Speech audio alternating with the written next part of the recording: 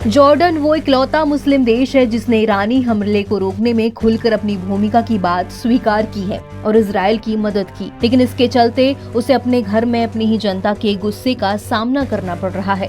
इस बीच अमान में मौजूद ईरानी राजदूत को जॉर्डन ने समन भेज दिया। तो वहीं ईरान की राजधानी तेहरान ने चेतावनी दी है कि अगर जॉर्डन ने इजराइल की रक्षा करना जारी रखा तो उससे भी हमले का सामना करना पड़ेगा। मतलब कि ईरान इसे लेकर जॉर्डन पर भी हमला बोल सकता है। जॉर्डन की नई स्थिति बहुत लोगों के लिए चौंकाने वाली है। जॉर्डन की सीमा इजराइल के साथ लगती है। जॉर्डन फिलिस्तीनी शरणार्थियों की सबसे बड़ी आबादी की मेजबानी करता है और ऐतिहासिक तौर से क्षेत्र में इजराइल का सबसे बड़ा समर्थक माना जाता है। जॉर्डन के किंग अब्दुल्ला गाजा में चल रहे युद्ध के खिलाफ खुलकर बोलते रहे। शाह के साथ ही उनकी पत्नी और उनके समर्थक वर्ग फिलिस्तीन के बचाव में मजबूत बयान दे रहे हैं। जॉर्डन की जनता का भी यही रुख है। ऐसे माहौल में जॉर्डन के सैन्य हस्तक्षेप ने सिर्फ ईरान और मुस्लिम दुनिया ही नहीं, उसके अपने लोगों के बीच भी गुस्सा पैदा कर दिया है। सोशल मीडिया पर ऐसी कई फोटो सामने आई हैं जिनमें किंग अब्दुल्ला को इजरायली झंडा पहने गद्दार के तौर पर दिखाया गया है। रविवार को हमले के ठीक बाद ईरान के सशस्त्र बलों ने जॉर्डन को धमकी दी।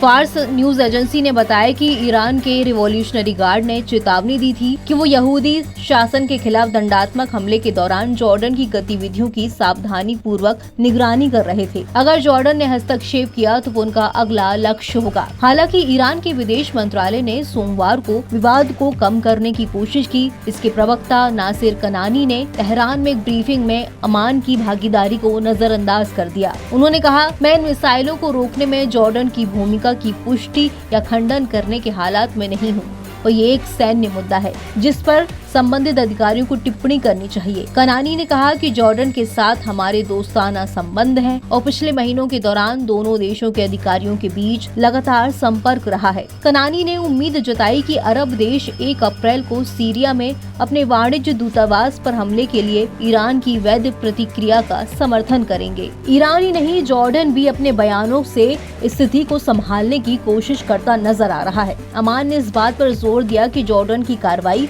उसकी आत्मरक्षा और हवाई क्षेत्र में संप्रभुता की रक्षा का मामला था। जॉर्डन के विदेश मंत्री अयमान अल सफादी अपने फिलिस्तीन समर्थक बयानों के लिए काफी मशहूर हैं। उन्होंने कहा कि ईरान ड्रोन और मिसाइलों के गिरने का खतरा था। अगर ये खतरा इजराइल से आया होता तो भी जॉर्डन यही कार्रवाई करता। जॉर्डन के राजा के समर्थकों ने आगे बयान जारी कर कहा, हम इजराइल के सहयोगी रक्षक या कठपुतली नहीं है। जॉर्डन की कार्रवाई उसके अपने सुरक्षा हितों के अनुरूप थी। जॉर्डन ने इजराइल का साथ देने से यहाँ पल्ला झाड़ दिया और जो हमला किया उसे अपनी आत्मरक्षा के अनुरूप बताया। ईरानी हमले के बाद जॉर्डन कैबिनेट ने एक बयान जारी कर कहा कि वो अपनी जानकारी के लिए सोशल मीडिया के बजाय केवल आधिकारिक स्रोतों पर भरोसा करेंगे।